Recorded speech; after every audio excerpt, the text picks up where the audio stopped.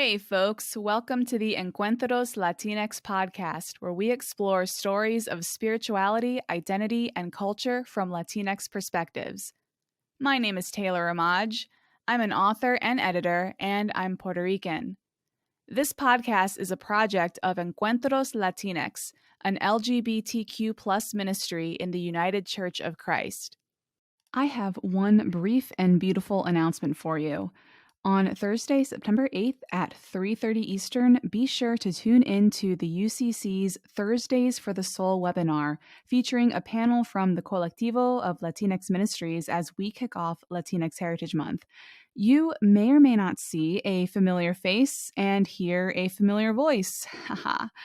The webinar will be streamed on the UCC's YouTube channel, where you can also find video episodes of Encuentros Latinx, like this one. My guest today is Adora Xannifer Ysaguirre, and she gives us the second deep dive about music that we've had on the podcast. She also shares her journey of how the UCC became family to her as she transitioned, and at the end of the episode, she reads her story published in the newest Encuentros Latinx toolkit, focusing specifically on transgender inclusion. I truly enjoyed this conversation, and I hope you do too, so let's get right into this encuentro.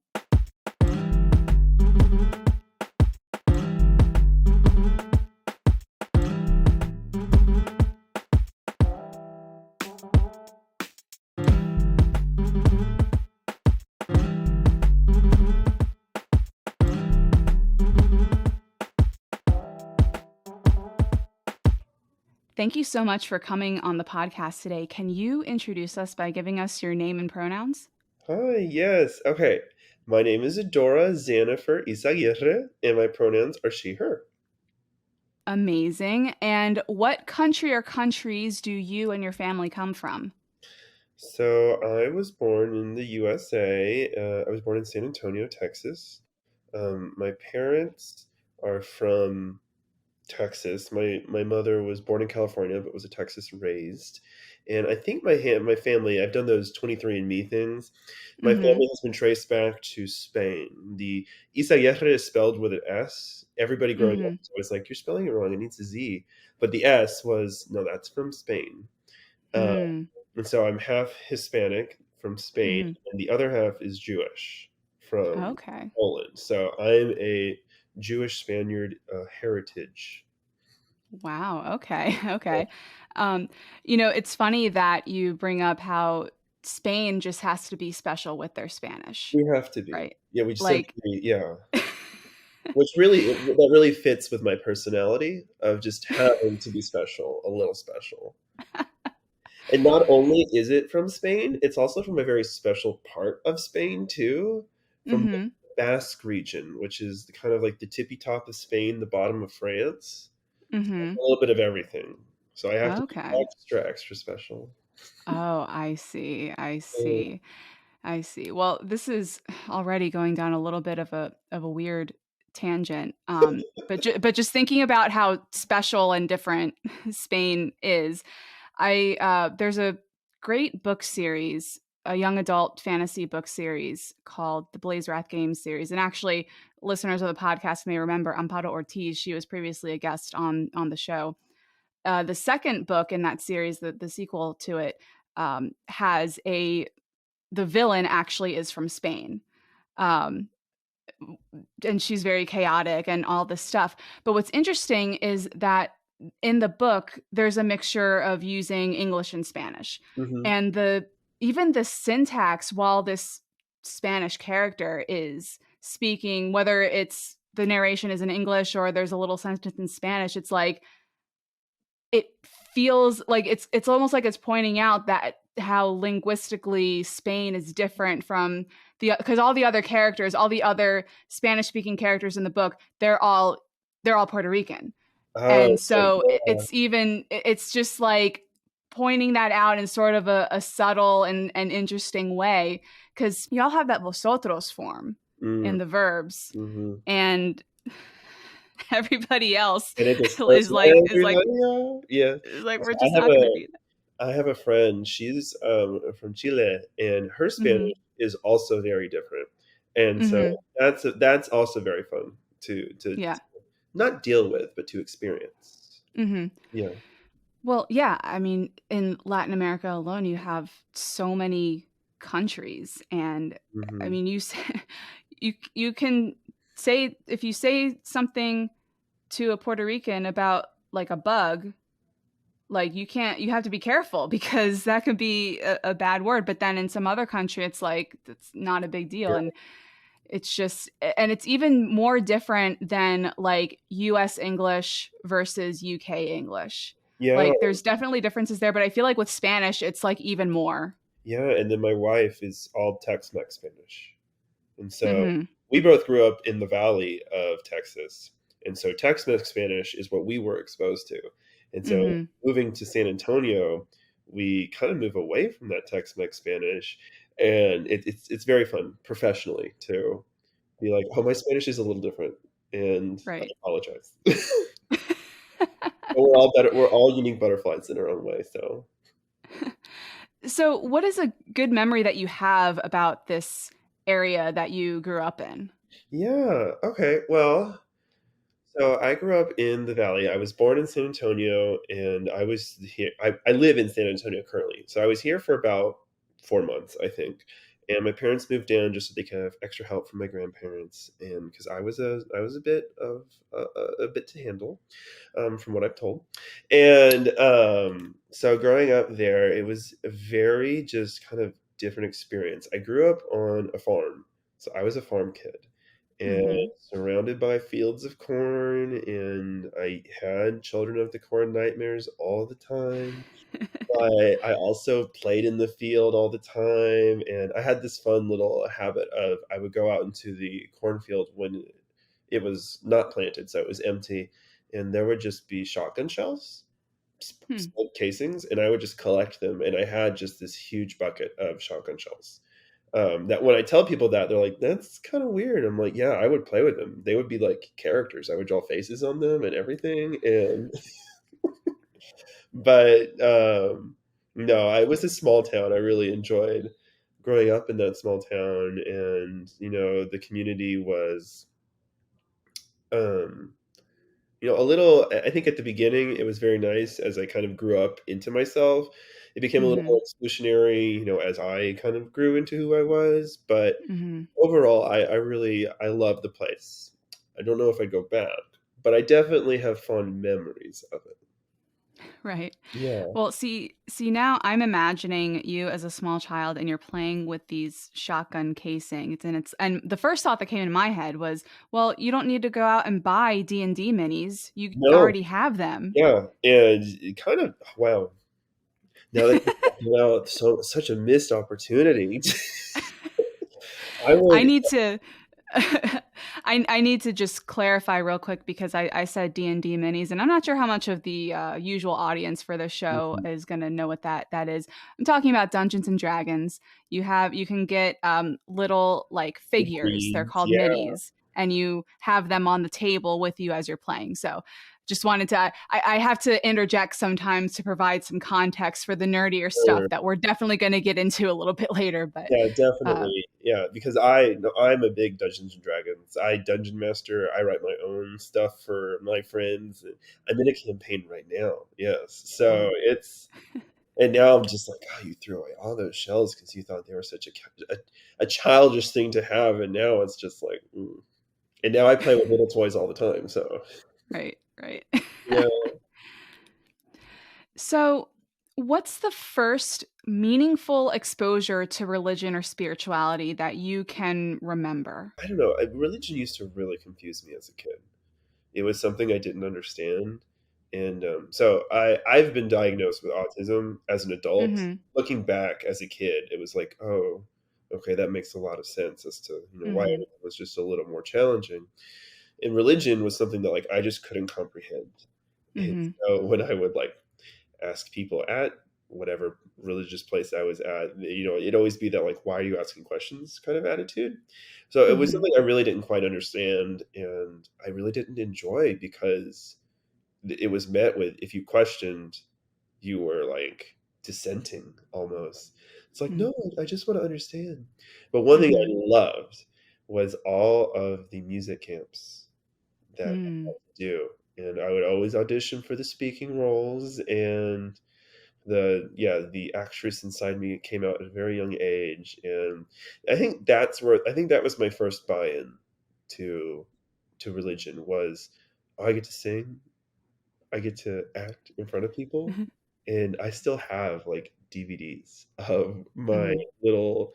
I think the one that I have it's like called Action Camp Heroes or something, and I was a superhero, and so yeah, it is me with a cape and like I think it was like the Superman emblem, but had a cross in the Hmm. middle, and so I was the coolest for sure. Yeah, Wow. Yeah. I wore that shirt out, like I was proud of that shirt, like with the cape and everything. I am pretty sure that I used to see that shirt in Christian bookstores in like the early You 2000s. probably do. You remember Bible Man? No, but I probably maybe have seen, like, if I looked at it, maybe I Okay, go would look. recognize Yeah, it. after this, go look at it. Bible Man is like it's the kind of thing like I forgot I knew about, and then somebody sent me a link like this is kind of crazy, and I went. It's basically like a superhero children's show about this. He's not a Christian, and then all of a sudden he sees the light and he finds a Bible on his worst day, and he transforms into Bible Man, and he helps children like kind of in basic everyday situations. Mhm. And it's a very campy thing, and I Mhm. totally was just like an addict to the show as a child. And then now I go back and I watch it, and I'm like, this is kind of the dumbest thing, but I love it. But it's definitely kind of the dumbest thing, but I absolutely love it. Gosh, there's so much about, like, well, what I remember of, like, 2000s Christian culture and just what I grew up with, the only super Christian cartoons I grew up with, I had those, like, beginners Bibles, like, VHS tapes that were like the animated Bible stories. That Yeah. was the main thing. I remember I watched those a lot. I was super into them. And then like later on when I was a teenager and I got into anime, and then I had this whole little crisis of like I can't be a Christian and like anime because oh my gosh. Anyway, so I was part of this online forum called the Christian Anime Alliance, which I'm still actually pretty good friends with people that I met there. Um, but there are always lots of threads about Christian Christian culture stuff doing anime and manga. And I remember this one, I guess it was maybe it was even an 80s show that it tried to be, maybe it was 90s, I don't remember, but it was like an anime, I think, where kids got like transported into the Bible or something. I mean, it was basically Fushigi Yugi except it was It the was Bible, I think. nice Bible. I cannot just that comparison. I don't know if you know Fushigi Yugi at all, but just like thinking about a Christian version of like a Christianized version of that, like, oh my gosh, That, that's quite a comparison. that's when we were talking about D&D. That reminds me of the D&D cartoon, where Right. yes, the 80s one, the very bad one, which is on YouTube for everybody who's listening. Go and like watch it. That's 20 minutes of your life that I apologize you'll never get back, but it's definitely not worth a watch. But I would say watch it anyways, because it is they get transported into I think a Dungeons and Dragons book. That's yeah. That's Hmm. I love stories of where people get pulled into something and they're just like, how do we Hmm. get over here? Right. Right. Well, there's a lot of that, and those are always pretty interesting. Um, but that. It's that fish out of water thing that everybody can Hmm. kind of identify with. That like, Yeah. yeah, I don't belong here, but I want to get back to where I belong. Yeah. Well, I think also as like that really rings true with a lot of the Latinx experience too, is like this whole thing of like inhabiting multiple worlds. It's just such a, I mean, it feels like a cliche to say on the one hand, just because I hear it so much within our communities, but like it's so true. And it's just interesting seeing the different ways that manifests. Like, I'm about to name drop a band, Coheed and Cambria. Um, Yes. Okay. All right. All right. So I, it's very long overdue for me to be getting into Coheed. I really should have been into them No, for no, no. a You're really welcome long time. anytime. You're welcome. I know, but like I'm saying this because I love Me Without You and Thrice and Showbread. It's like I really should have. I've known about this band. I have friends that have been super into them. I finally started giving their music a proper listen, and then I also come to find out Claudio Sanchez is an entire Puerto Rican man, and I'm like, man, I really, you know, all this time, and I'm Puerto Rican myself, so I'm like, man, I really have been sleeping on this band. That's But I that, bring it up. that's embarrassing because I didn't know that. And now you're telling me right here. Uh You oh. just my discovery of what? Well, he is, and what's fascinating about Coheed, and I'll try to keep this brief, but Coheed is like a lot of bands have concept albums. Coheed and Cambria is a concept band. And yeah. The entire band is a concept, and specifically the music is like integrated into this whole sci-fi world Mm. that Claudio has created, and there's comic books and everything. And I've spoken to my friends who have been really big Coheed fans for a long time. And as I was getting into them, I'm like, I feel like that meme of you see that meme of the guy who is like all wild looking and he's got like all the whole Oh, whiteboard, the yeah. pins in the board, and like, you Realization know, that everything's coming. Yes. right, how everything's connected. And like, I'm like, I feel like this meme right now trying to understand the Coheed lore. And my friends who have been into Coheed for like literal like decades were like, literally same. We Yeah. we feel the same way.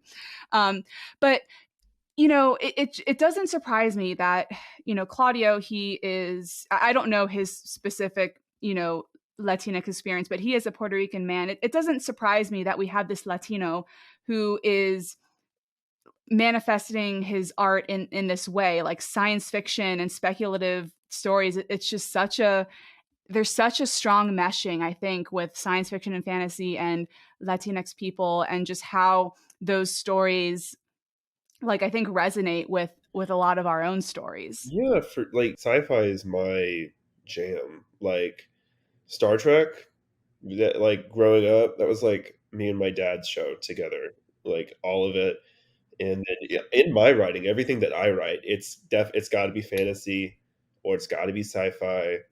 Mm-hmm. As like my imagination is bigger than life, and so does my writing. Like it has to be Mm-hmm. just fantastic in nature. Like just Mm-hmm. yeah. Mm-hmm.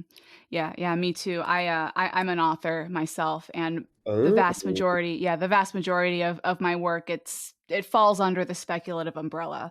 Whether I've got one book I'm revising now that is, it's sci-fi, but like it's also really contemporary too, mhm. because like the world is our world, but there's this element, this like sci-fi element that I've introduced, and then I've got entire like second world fantasy things going on. It's just to me, it's just such a rich way of exploring ideas. It's like this nice canvas that you can just Mm-hmm, throw anything on and it all fits because it's such a open platform that mm-hmm, yeah, that anybody's creativity style can fit mm-hmm, onto. Yeah. mm-hmm, absolutely. So, how has your experience of religion and spirituality grown and shifted as you have come into yourself, as as a person? Yeah, that's a story. So Let's go.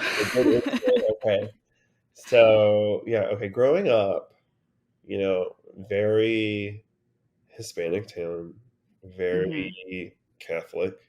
Yeah, I was not Catholic. We were Baptist, I believe. And I remember not knowing the difference. And I would ask like my mom or my dad, like, like what was it? And they're like, no, there's not really that big a difference, but they're very different. And I was like, oh, thanks. That's only super confusing. And so all of my friends, everybody, they went to mass. They were in, I think it was like, oh, of course I'm blanking on it now. Like there's C and something or other.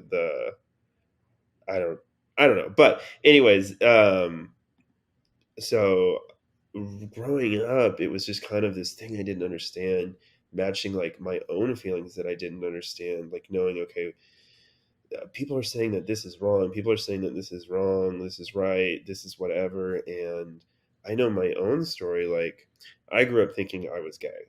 Like to me, mm-hmm, I was a gay boy. And mm-hmm, I go, gay is wrong. It's not even a conversation that we can have Mhm. because it's a non-starter. Like, you're Mhm. not, there's no way. And so Mhm. going to really like church, I was scared.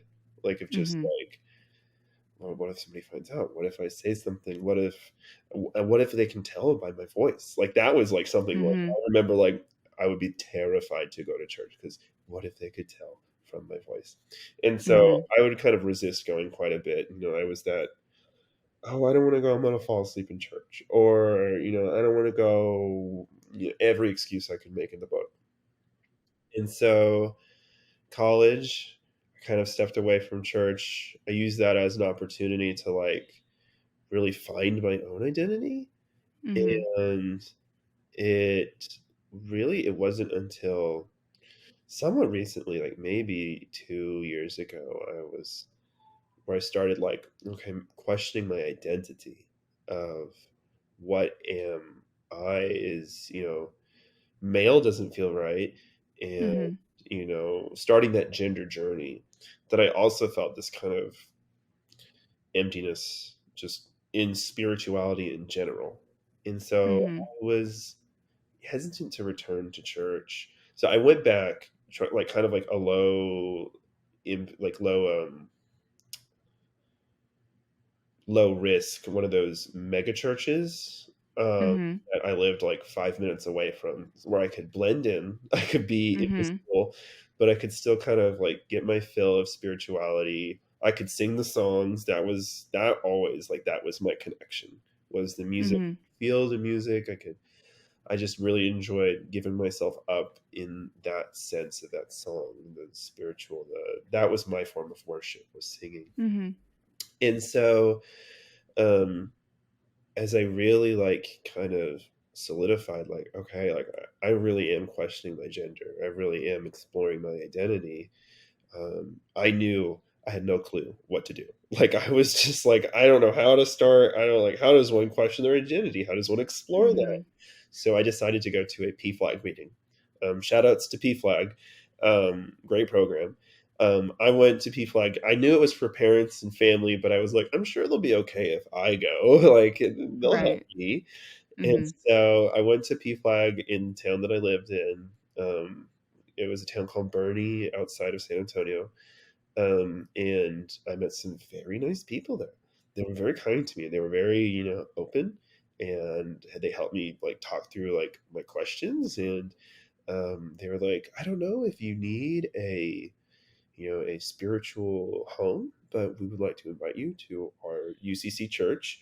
We're very open. You can be who you are, and everybody will be safe. It'll be kind. And so I was like, okay, yeah, I'll check it out. So that was on Tuesday. I went on Sunday. It was my birthday.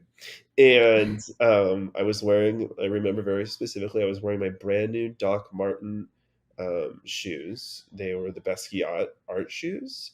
And so I walked in, like, I was like, I'm feeling good. I'm looking good. I'm gonna rock this. Like, I'm not gonna be nervous about it at all. And so I Mhm. walked in, and they gave me the name tag, and everybody's, oh, Adora, we're so happy you're here. And I like Mhm. never like received that at any place of worship. And so, Mhm. we're so happy you're here. Come sit with us and everything. And so they started, and we had the choir, and so after church, they're like, would you like to come be in the choir with us? And I was like, really? Like, oh my God, I would absolutely love to. And Mhm. so I joined the choir, and I got to bring all my musical skills. At the time, I was a music teacher. And so Mhm. I was like, oh, well, I'm a music teacher. I have all these instruments. I can teach you guys to play this. We can really make this choir something big. And so uh, Mhm. they really got me connected to that. And so that was kind of like the start of my journey back into spirituality, as well as my journey into gender. And at that point, I ran into like a really big life changing event where my work, and my gender identity did not get along, and Mhm. I had to exit. And Mhm. so it broke me, like really broke me. Um, and I was dealing with all kinds of self-harming thoughts or Mm-hmm. just isolation. I was home all day by myself and just really depressed. But all those people in the church who I had just met, like literally 2 weeks before, they're like, Mm-hmm. "We're here for you," and they would come and visit me, and they would call me, and they would text me, and it was just a level of support I hadn't had from anybody in my life, let Mm-hmm. alone like these strangers. And I Mm-hmm. remember it really like shook my understanding of what I thought like not only spirituality was, but Christianity was. Because, I came at it from the viewpoint of a, LGBTQ plus community member. And Mm-hmm. Christianity was very much a oppositional kind of, Mm-hmm. and even people who were in the community who were Christian, it was always like, why? And Mm-hmm. so, but then like I got to see a real taste of grace and love and support, and it saved my life. Like it legitimately did. And so like I all those people like they live in my heart, and they showed me like what true love and care is for another human Mm-hmm. being. And it really healed that kind of brokenness that previous houses of worship had inflicted upon me, of that exclusionary kind of viewpoint that, oh, we won't support you, but we'll talk, you can still come. Or even Right. some of that like, oh, you can't Mm-hmm. anymore.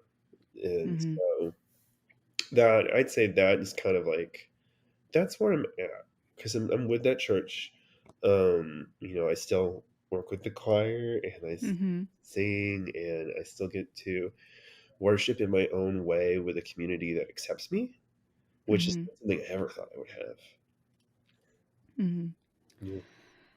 That is quite a story. And I love this is, of course, I mean, I can hear and see all the UCC people being like, yeah, that's exactly, what we should be doing, and what a great thing. And I mean, yeah, I can even say for myself, and in a not as an extreme of a way, but like my church that I go to, that I've been going to for my entire adult life, especially in the first few years that I was going there, I unironically called them my second family. Yeah. And I think that specifically when LGBTQ folks find those places of worship that are Mm, that for us, then we're just like, yep, a church is my chosen family. Like in the queer yeah. community, we talk about chosen family all the time because, many of us come from circumstances where it's only the chosen family that we get to have. Yeah. And it's like even within that, like kind of like you were saying, it can be a little bit like, what, church is your chosen family? Okay, like you're gonna Yeah. be, um, but it's just like that. Yeah. I It's just think like that. even now, like the people I turn to, like when I have just life questions, or I've just had a rough day, and I need to cry on the phone to somebody, like, yeah, like I'll Mhm. call my church family. I mean, that's really what it is. Mhm. Like they're my family now. Mhm. I hope they know that. They're gonna listen to this, so Hey, congratulations. well, Yeah. yeah, congratulations. You've adopted somebody, in Yeah. case you didn't already know that. Sorry. You're stuck with me. That's what you get for being friendly and inviting. I also love how you were talking about the way that music was that strong connection point for you. And music is something like music and spirituality is something that has been on the front of my mind a lot recently because I'm a guitar player and I can sing. And many times I can do both at the same time. And Yeah, I've you had have a leg up on me on that. Yeah. and I've had a rekindling of my guitar playing, of sort of refocusing on that because I'm able to, because I'm doing it in church. My Yeah. church is going through this whole like kind of renewal process, and so acoustic guitars make an appearance, electric guitars making an appearance. And Mhm. it's interesting for me because I was very formed by the white contemporary evangelical type of praise and worship culture. Yeah, like Um, straight from the hymn book, or like like contemporary, um, like Stephen Curtis Chapman, or like Hillsong, okay, yeah. like yeah, David Crowder, who's big, Chris Tomlin, all these folks that they're probably not playing these songs anymore. Actually, I'm pretty sure they're not playing those songs in those churches anymore, but it's because like I had a lot of my faith formation in that type of uh worship culture, Mhm. which was modern in style but very dated in theology. Yeah. And I had this whole like, especially when I first joined the UCC, I had this little like superiority complex almost of like the old hymns are so good because it was the old hymns paired with a actually like progressive and inclusive theology, which I Mhm. felt was more important than like having electric guitars and stage lights and Yeah. PowerPoint slides and all that kind of stuff. And I used to sort of draw that line in sort of a joking way a lot. And at the end of the day, it's still true. I would still rather have a church that is traditional in style, but has actually done the work theologically Mhm. to be relevant to this generation, as opposed to a church that stylistically appears to be relevant by having modern sounding music and all that type of stuff, but the theology is actually very regressive. Yeah. I would give me the traditional church with the old hymns and the Mhm. progressive theology any day of the week over to make it, if it's going to be one or the other. And so I'm like in my mind, and then also like among some friends too, just because of the trajectory of my own life in terms of music and spirituality, I'm like trying to piece together like this, like a post praise and worship type of vibe, or like a thing to do in churches. Like a new um era of worship of right, yes. yeah, I like, yeah. and basically because one of my challenges that I have with contemporary Christian praise and worship is that I mean, if we're going to say that God is the creator of the universe who like made all these things, we have so many musical genres that what is labeled as praise and worship is like one thing. It's like literally like one genre, maybe like two or three genres at best. And I'm kind of unironically like, you know what? If we're going to be serious about like, thinking about God and music and musical creativity,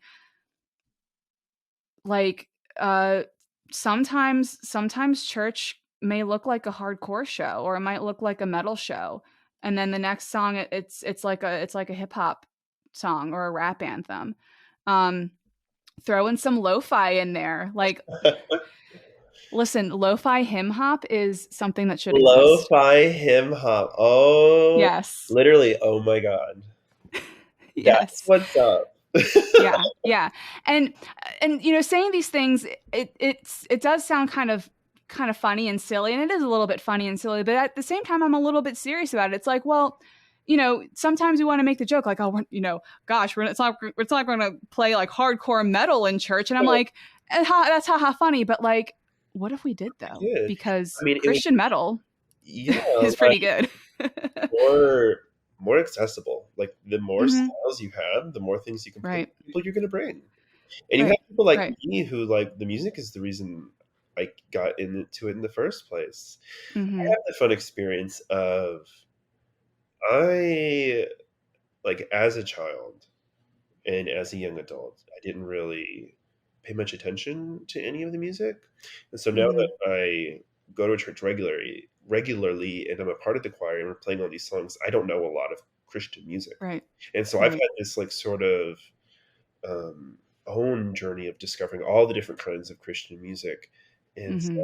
I'm finding that my favorite Christian music is usually not the contemporary stuff. Like it Right. is the hip hop, or it is Mhm. the heavier like Lecrae, I like his stuff. Mm-hmm.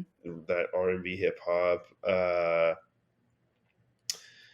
I don't think they're Christian anymore, but I remember going back and listening to Under Oath, Mm-hmm. and I know they used to be in all Mm-hmm. those. Like that's pretty Yeah. hardcore, at least for me. Yeah. I know Yeah. some Well, people. Chris. Yeah, they're not very hardcore to some people, but Yeah. to me, it's like, whoa. Yeah. Yeah.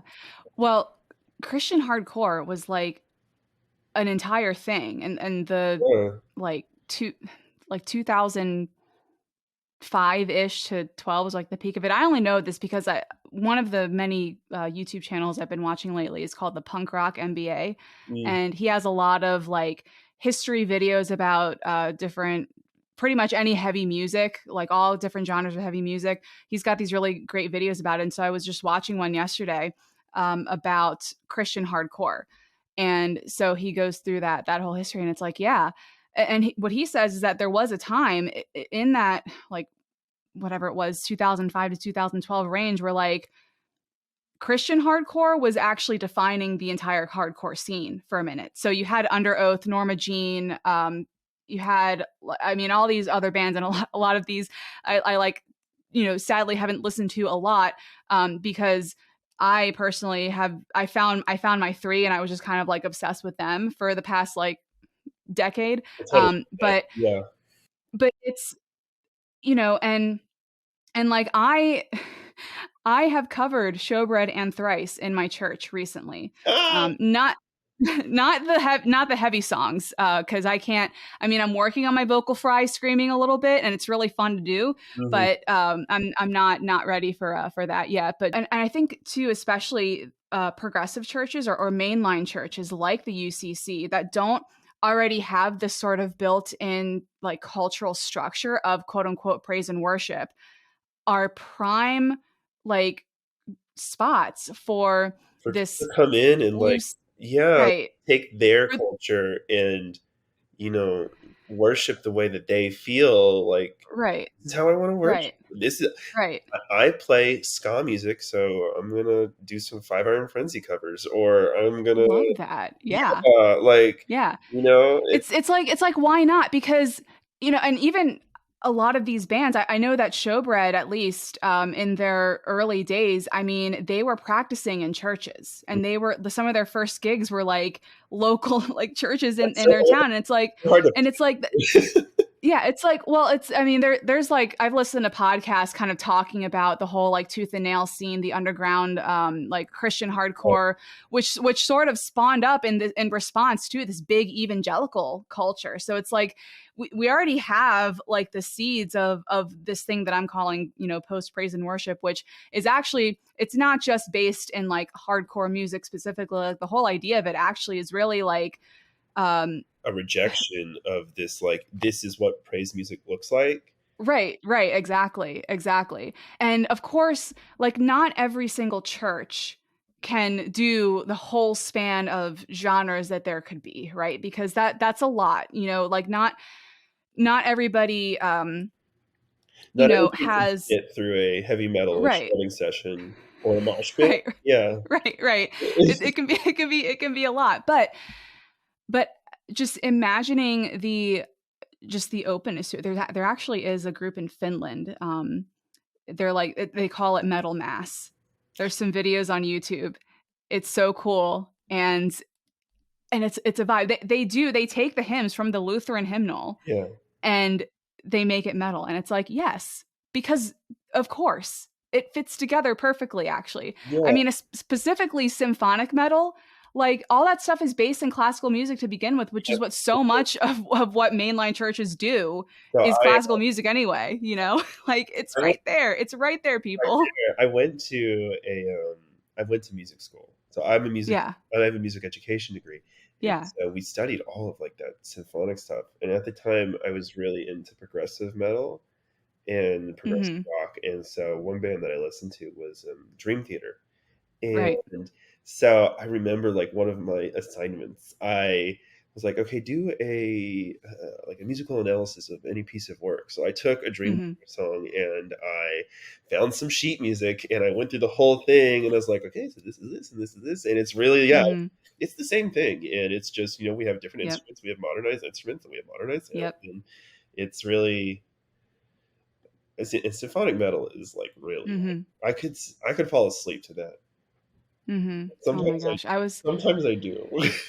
Yeah, I was just today listening to a live Nightwish show, and I was like, yes. Hmm. And of course they played like two of the songs that I remember listening to a lot as a teenager. There's actually, I mean, there's a lot of their newer stuff that I really don't know.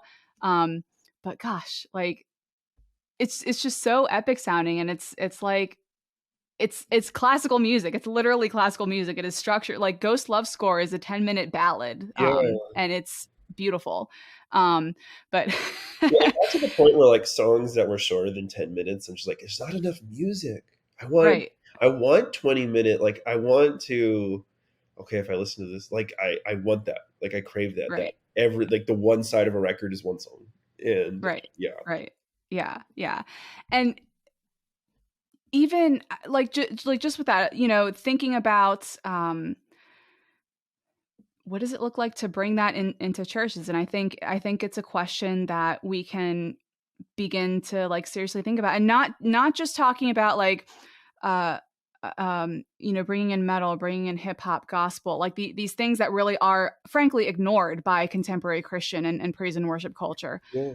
But also, sometimes some praise and worship songs, they hit pretty hard. There are some real bangers still, like Oh yeah, in within those genres. I still Yeah. cry every time I hear Oceans by Hillsong. Like that song, like I remember the first time I heard it, I was like, this is a perfect song. And then like I Hmm. listened to it, I think maybe a week ago, I'm like, this is a perfect song. And Hmm. I think it's like also too, like it kind of brings in the question of like, okay, like what is a worship what does worship even look like?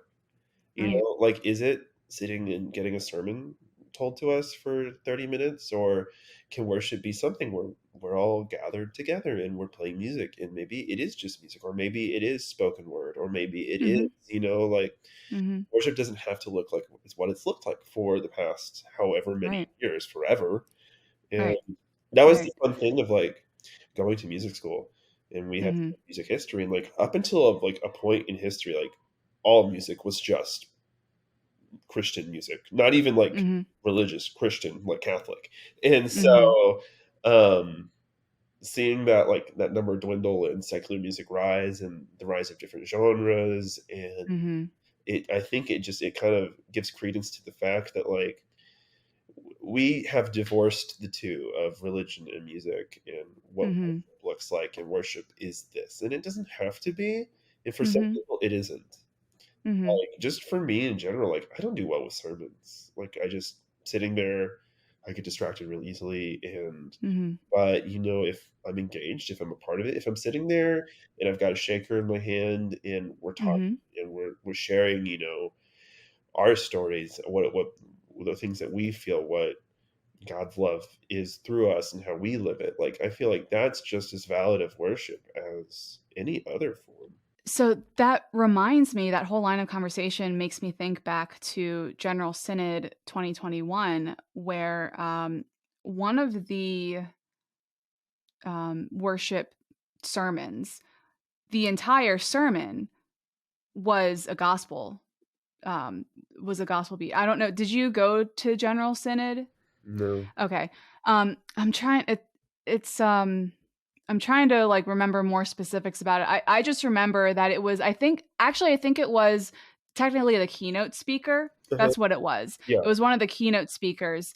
And but her entire thing was set to a gospel beat. It was like an hour long thing. And I was like, That's this is so, spiritually moving. Like, oh my gosh, and I'm like it at General Synod, I see the most diversity in terms of music yeah. in church, and it comes the closest to, you know what my own personal vibe for a ideal church service would be. And I'm not saying that, every church service needs to be what my ideal is, because honestly, my ideal would be a total vibe check for like everybody else. For me, it's just my iPod on shuffle, but that can be a lot for other people. But like, the first song is something is an invocation by Native American tribes that we're allied with and and are gathering on their lands with their permission, and they're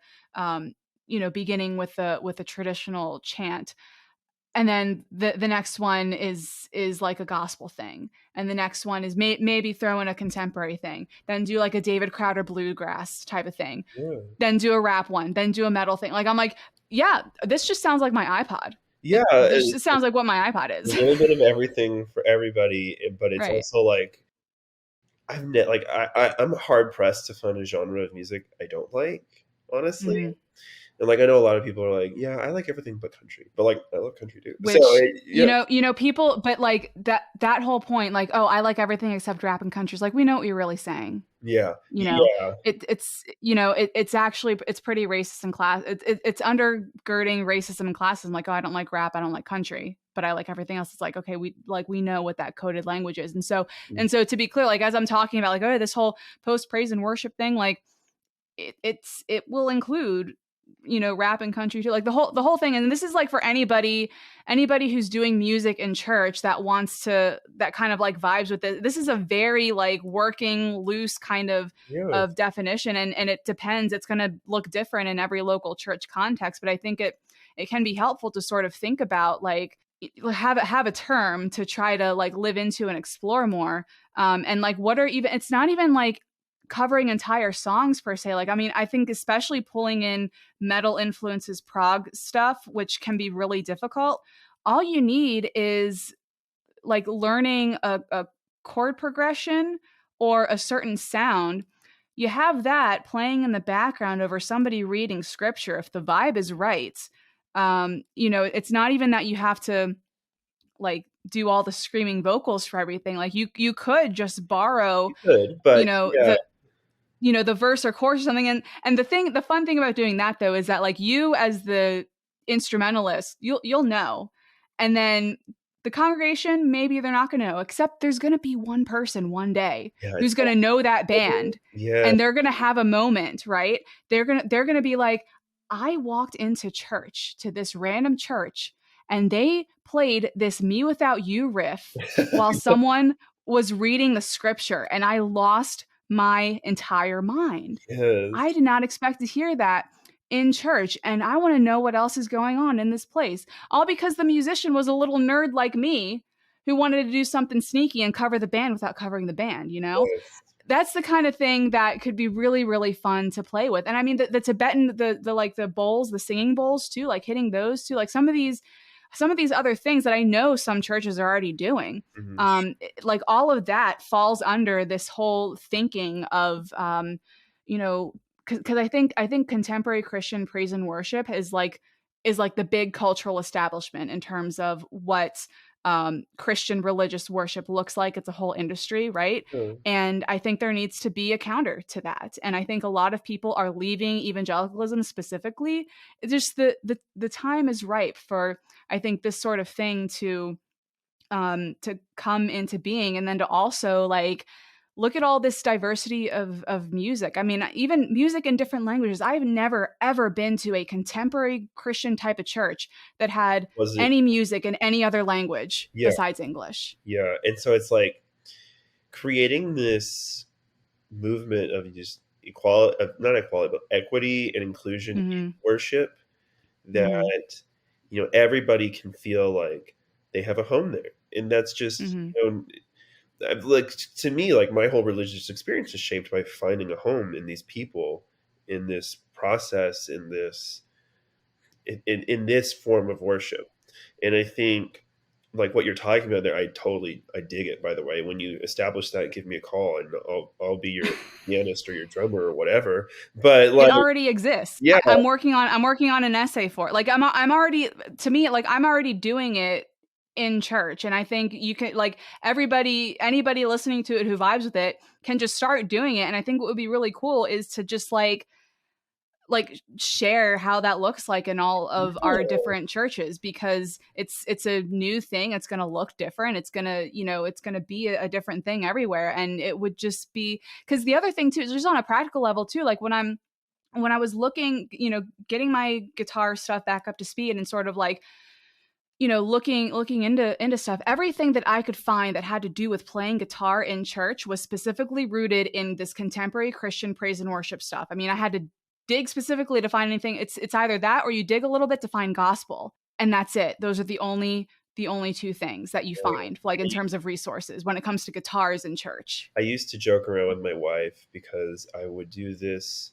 I had this bit that I would do where I would have my guitar and I would pretend Mm-hmm. that I was a worship leader at a church. And so I would just start kind of like hovering around on one chord, just kind of strumming the notes. And I'd be like, everybody, please, I want you to close your eyes.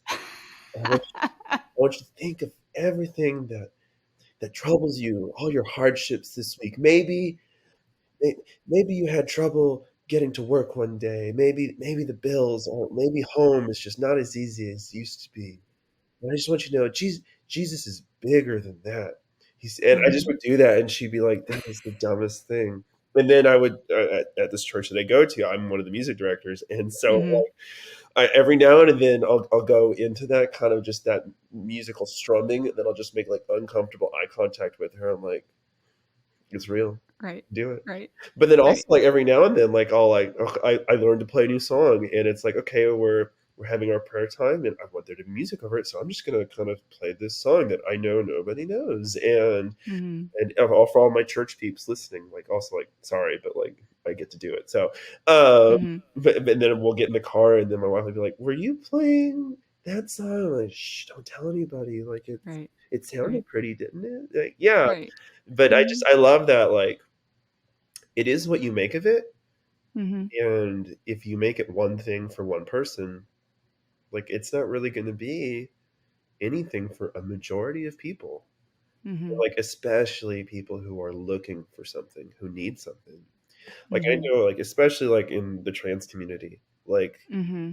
a lot of us deal with this internalized like I don't belong or I don't Mm-hmm. fit. And I know for me it Mm-hmm. started young like with this you know, I never was allowed to hang out with girls beyond school. Uh, Mm-hmm. but also, like, I didn't fit into the male community because, I wasn't a boy, but Mm-hmm. society decided I was. And so I pushed so hard into that masculine kind of frame and Mm-hmm. it didn't fit. Like, it didn't work. Like, the more I tried, Mm-hmm. the less it worked. I was not, what a traditional man would be, and everybody around me recognized that. And I was ridiculed for not being man enough, but I was not allowed to be feminine at all, and so I felt Mm-hmm. kind of trapped in this place where I didn't fit. And as Mm-hmm. I grew up and like evolved as a person, as a woman, I found a community where I can fit in as me. I don't have it's that beautiful thing of like you don't have to be something. You can just Mm-hmm. be. And Right. that's not something I feel like a lot of trans people get to experience. And Mm-hmm. it's like it's not something I got to experience most of my life. And I think that's what you know I I don't like to push religion on people because having it been Mm-hmm. pushed on me so much, but I Mm-hmm. feel like that community is there for people who really live it. It's so needed for people like me. Uh, Mm-hmm. you know, just as a trans person who never fit in, never felt like I fit in, having a place where they accepted me no matter what, Right. it Mm-hmm. just there's nothing like it, and getting to go and worship however I would like to, like that Mm-hmm. freedom to play the music I want, that freedom to, oh, I don't really like this hymn. Can I just like make it into a jazz song? And they're like, yeah, go for it. And then, Love that. yeah, it's just like, Yeah. okay, like, and then we get there and they're like, Adora, like, jazz the song up. She made it beautiful. And I'm just like, Mm-hmm. I guess I did, didn't I? And that the kind of thing is celebrated. Like Mm-hmm. that, I think that's the kind of culture like we should all be working towards, and like Mm-hmm. that I really dig from this vibe you're creating. Like that, Mm-hmm. Yeah. what's up? Like Yeah. I just think like everybody really should work towards that inclusive, equitable worship style. Right. Right. I mean, in my mind, it's like it's so cool because if you even if you have a church, I mean, to your point about like just greater inclusion, if you truly have a church that is really serious about like, yeah, multiple genres of music, then you can have just, you know, taking guitar players as an example, because that's what I am. That's like the easiest thing I can go to. You know, you can have a guitar player. You might have one guitar player who's like really into jazz and blues. And so when you have jazz and blues songs that week, well, that's the After, guitar player yeah, who can do that. And then they get to have a break because the next week is gospel. And then you maybe in your congregation you've got another guitar player who's like really into gospel, and that's the main thing that they like to play. And that way, yeah, like, you theoretically, you know, you can theoretically have a lot of musicians within your same community that, you know, you can rotate out, so then people are less likely to get burnt out too. You know, you're not having the same players having to do every single song in all those different styles. I yes, mean, maybe you have some people who really want to do that, but then you might have others who like, well, you know, I just want to do classical type of singing. yeah. But then if you have some 20 something kids that want to practice their vocal fry screaming and they want to do some hymns to that, it's like, you know, And yeah, let's and do it. Yeah. yeah, yeah, yeah. One thing I really like as well is this kind of it's something that I've noticed pop up more with this kind of genre mix match. I see a lot Mhm. of it on YouTube of like, okay, they take punk songs, they make them country, or vice versa. Right. And I've Right. always kind of had this like, this genre is basically this for this people. And so Mhm. one of my favorite things is I've always thought like country music and mariachi music are very like similar in emotion and even kind of musical style, except for like the obvious Mhm. differences. And now I'm Mhm. thinking like, okay, I want to have like a mariachi worship. Like, I think that would be, Yeah. yeah, like I would just like have so much fun like playing that. Yeah. Yeah. Yeah. Yeah. Yeah. You're Like opening my mind to all all these of that. possibilities. Like I should just All of do that. it. All Yeah. of that. Yeah. Literally the Bible says, "Sing to the Lord a new song," you know? Hmm. So, but gosh, this is the second podcast episode where we have had such a great deep dive into music. Um and actually you're the second trans person who's been on the podcast where we've had this deep dive into music and spirituality. I love this very specific niche that Yes. we're It's having here. yeah. I want to get into your name, Okay. Adora, Yes. My name is Adora. because yes, because it's a very lovely name, Yes. and it is also the name of one of the main characters of She-Ra and the Princesses of Power. So I want to open up a conversation about the show because, you know, you were talking about this whole found family thing and just finding this place of being yourself and being accepted. And She-Ra and the Princesses of Power, like that is such a strong through line in all 5 seasons of the show. Yeah. Um, I I'm trying to see how I can quickly summarize the show. Oh, I can do It's let me basically take a stab at yes, this. Let me take a stab at yes. this. You go right ahead. Okay. So there's this woman, and she is a part of this evil horde, and they're called the Horde.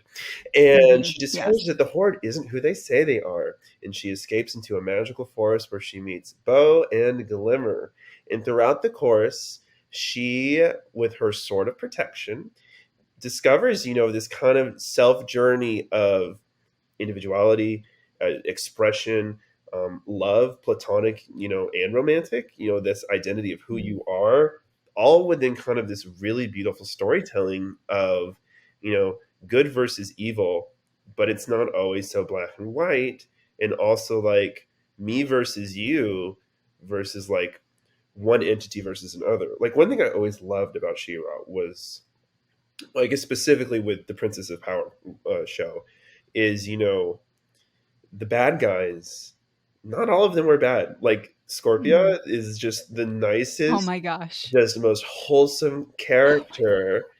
And then also like Ramista, like she's just this cold shouldered. I love her. Yeah, I remember the first time I watched the episode, the murder mystery episode, and Yes.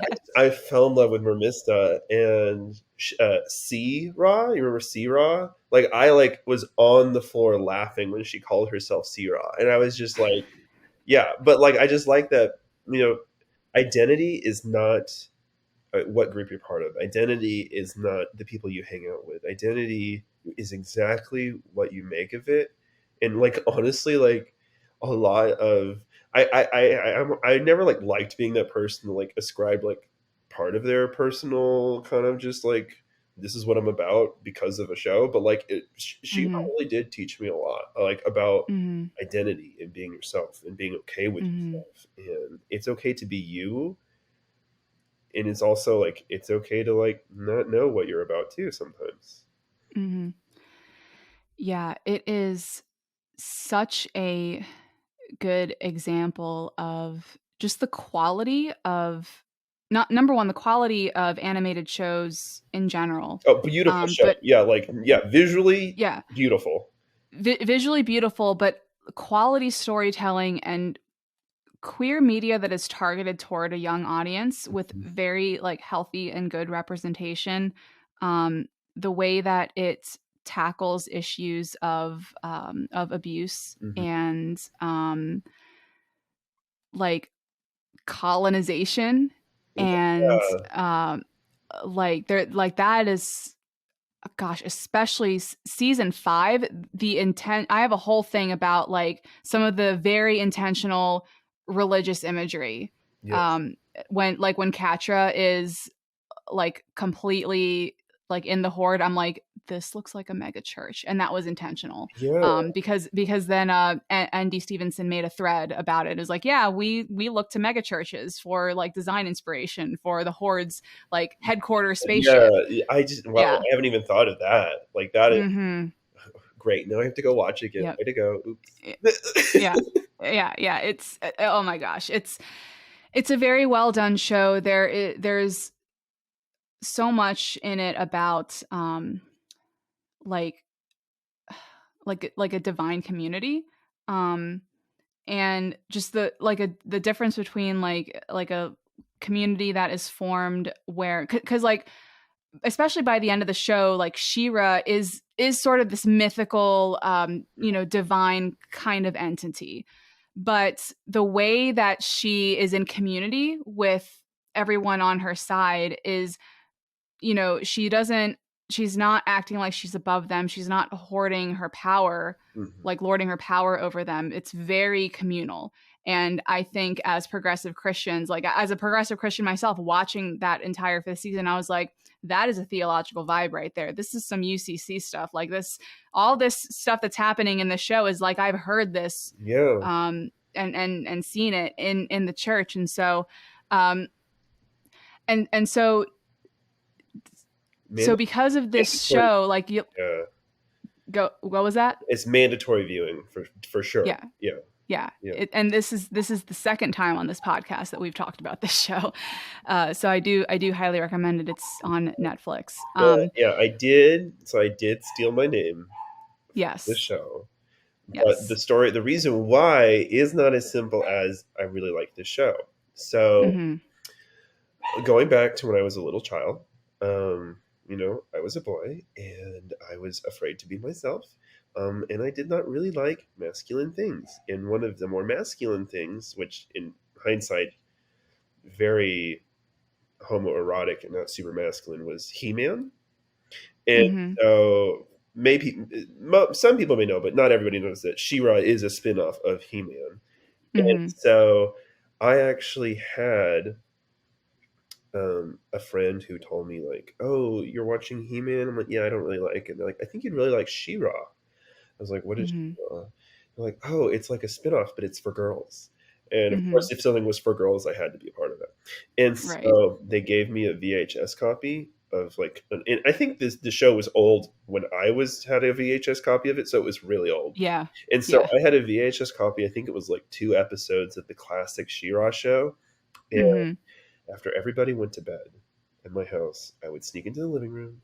Mom and Dad, Mhm. if you're listening, shh, I would sneak into the living room, and they probably won't. They'd sneak into the living room, and I would Yeah. put the VHS in, and I would turn the volume all the way down, and I would Uh-huh. watch She-Ra, and I wouldn't have any clue Mhm. what was going on. But like as a kid, I saw this girl who picked up a sword and Mhm. transformed into just Mhm. this magical, beautiful, powerful woman. And Mhm. now, like as somebody who is transforming, that was Mhm. like Shira was my, transpiration. Like like who you are does not, how you were born does not determine who you are. Mhm. And so, like, I, I am more of a woman now because of the way. Sorry, all my dogs are barking right now. I don't know if that's They're welcome. okay. Yeah, I'm sure. I think it's feeding time. So, Oh, uh, yes. but no. So like, she was just my model for this, trans figure. Like I know she's not trans, but she kind of is Mhm. this transformative character, this transformative entity, and that's Mhm. really like that stuck with me. And so that's why I picked the name Adora, because like this is my new me, this is my real me, and so that's where that came from. And that is so cool, and I think that's one of the I think that's a really beautiful part of the trans experience that many trans people choose to go through is finding and choosing your new name. I know, not maybe for everybody, it might not be, a big like have a lot of meaning in it. Like everybody's different, Yeah, but I know that that for a lot of my trans friends, pretty much most of them there's some type of thought or like deeper significance that goes into or that went into their choice of their name. And I just think about that even on an abstract level as like a lover of fantasy, where like sometimes you read books where like names are so important and it's like that's such a fantasy thing that y'all just yeah, y'all just do like. And it's it's something that should be celebrated. And because so much of the typical experience in our Western culture is that you have a name given to you, yeah. which is very different from the process of getting to select your name. Um, so I always I like that. I think that's a very special thing that gets to happen. Yeah, and so before I went by Adora, but after I started transitioning, when I first started transitioning, I was living as non-binary for a while, and that was just me Hmm. kind of exploring what that was. And so I went by Zan, Hmm.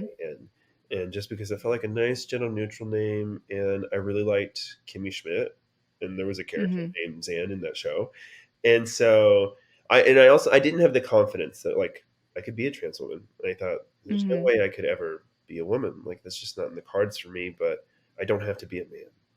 And Hmm. so I lived as Zan, and then I finally like I a lot of self exploration, a lot of personal journey, and a lot of Hmm. self acceptance. And it's like, okay, like I am who I am, and I'm not going to fight being a woman just because of these societal preconceptions of what a woman should look like or what a woman does look like. And Hmm. so, but I didn't want to get rid of the name Zan. And Hmm. so I was talking with my friends, and I was like, okay, I really want Zan to still be a part of my name, but like I had already decided Adora was going to be my name. And so I was Hmm. like, okay, Zan will be my middle name. But Zan needs to be short for something. And so my friend, the same one who was from Chile, she was like, we're just going to call you Xanifer. And I was like, Hmm. that's it. We found it's beautiful. I love it. That's it. And so now, like, I love that part of my name too because like it's something like my family gave to me. Like Right. my friends, my found family gave me Hmm. that name. And Hmm. even in a joking manner, but it really resonated with me. And so I still Hmm. like that part of the way I view my name. It's not just Adora Xannifer, it's Adora Xannifer Ysaguirre because Ysaguirre is who I come from. It's my heritage. It's my Mm-hmm. my birth family. It's the place I come from. It's my cultural everything. Xannifer is my friends, my found family. It's my journey, and it's a name Mm-hmm. that I only use with certain people now.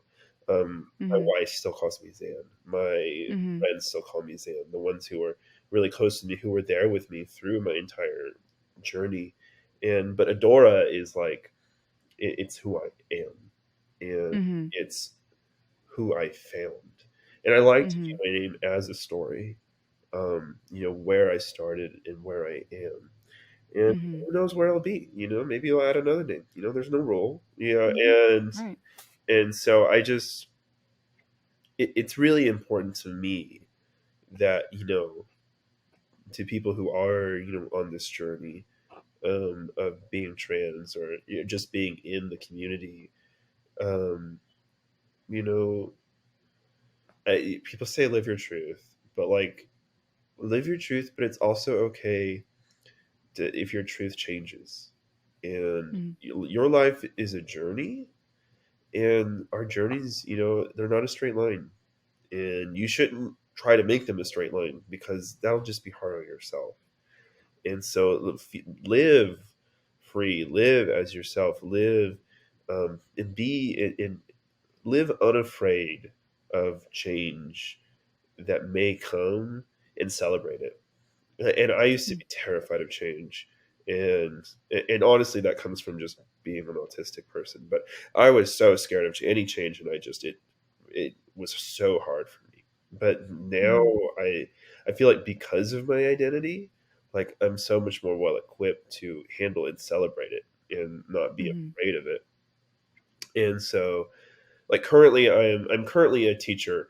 I teach first graders, and like that's one thing that I like really work with them is just like you're so like they're young, you're growing. Um, be unafraid of failure. Be unafraid of that life of that change that comes with life, and but also celebrate it together with each other.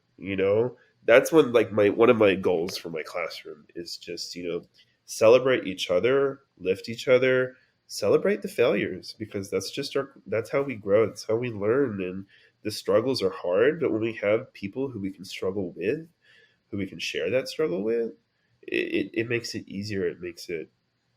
It makes it sweeter on the other side at the end. Mm-hmm. Absolutely.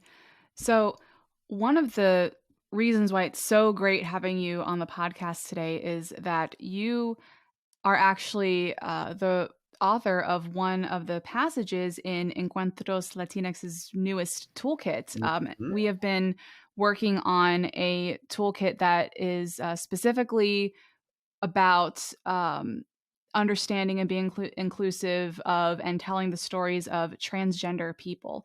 And so, longtime listeners, people familiar with the work of Encuentros Latinx, you may already know that we have toolkits that have to do with racism and LGBTQ inclusion in church. These are meant to be workshops that help congregations do the work of talking about these difficult subjects and becoming more open, becoming more inclusive, and doing away with white supremacy, homophobia, and so on and so forth. Yeah. But we really felt that there was a need to create a toolkit that was specifically focused on the transgender experience. And you are one of the writers of the toolkit pieces, and so I would love to invite you now to read the piece that you wrote for the toolkit. Absolutely. Let me pull it up here. So, how does one live their truth? Does it come from dressing the way they want, speaking the words they wish to share, walking paths they long to take? My name is Adora, and I picked it out myself. When I was younger, I used to hide old VHS recorded copies of She-Ra and watch them after dark with the volume turned all the way down so as not to wake anyone in the house.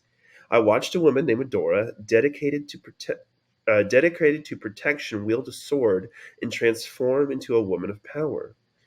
She was everything I wanted to be, a strong, powerful woman who stood up for those who put others down, and whose love was not a weakness, but rather a source of power. I sat in amazement, longing to be what I saw on the screen. But when the screen turned off, I was faced with my reality. I was born a boy into a religious family in a town where religion permeated every nook and cranny of our lives. I felt trapped, I felt alone, and worst of all, I felt wrong. For many people, faith can be a difficult thing, and as a trans woman, I used to think that faith and my truth were like water and oil. Throughout my childhood, I suppressed the feelings that I thought were unnatural. The attractions, the emotions, the dysphoria, all of these things were just symptoms of the world to me and filled me with guilt and made me only run deeper into the dogma that made me feel wrong in the first place.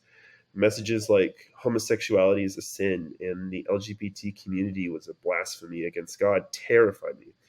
I didn't want to go to hell, but if I continued down this path that my heart was pulling me towards, I was convinced I would. When I entered into my adult years, I, for the first time, felt like I could explore who I was on the inside. It started with the small, odd earrings or colorful shirt, and little by little, I could almost feel the years of pressure and guilt giving way to joy. And this process of finding myself also led me to distance myself from the church. I felt like I could never truly be welcome there, and as if being myself would mean forcing them to compromise what they believed for me. I felt sad, but I focused on myself and what I needed, and eventually I gained the confidence and joy I needed to come out to myself and to come out to others.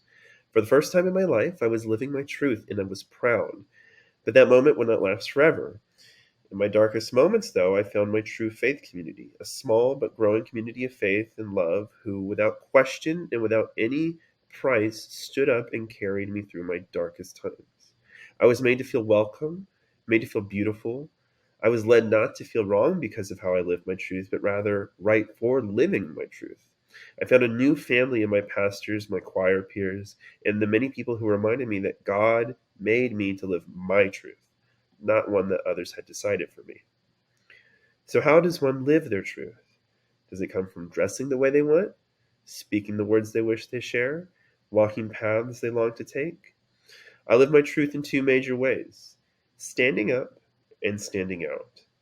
Now, standing out is easy for me. Everywhere I go, I get stares. They used to make me feel uncomfortable and scared, but now I know when I walk outside, I'm showing the world that it's not only okay, but beautiful to live as you feel because we are wonderfully made. And maybe I can inspire some people to be themselves in a world where they feel like they cannot. Standing up can be a challenge. Sometimes standing up means standing against those who are more powerful than we are, or resisting systemic issues that plague the world. But when we have a powerful faith behind us and a powerful people of faith beside us, then we are truly a force to be reckoned with that can make the world a better place for people of all kinds. Wonderful. I think that's such a great summary of like our entire conversation. Yes. Um, it's and folks, the trans toolkit, it is, well, as of this recording, I think we're still putting some final touches on it. I'm not sure if the download link is live yet, but if it is, it will be linked in the show notes, linked in the description, so that you can access it and you can use it in your own settings. There's lots of So other awesome people who have written stories in there too. So absolutely. Yes. Yes. And hopefully we can get some of them also on the yes, podcast. for sure. So, Adora, thank you so much for this great conversation, for coming on the show, and Thank you for, for having me. I absolutely loved it. I've never done a podcast before, so oh, well, I'm glad this was such a good experience then. it's a great experience. Any Awesome. excuse to talk about She-Ra and music and D&D, always. Yes, I completely agree. Yeah. Thanks so much for listening to today's show. Please rate, review, and subscribe on Apple, Spotify, or wherever you're listening to this. On behalf of Encuentros Latinx, we hope you'll join us on our next Encuentro.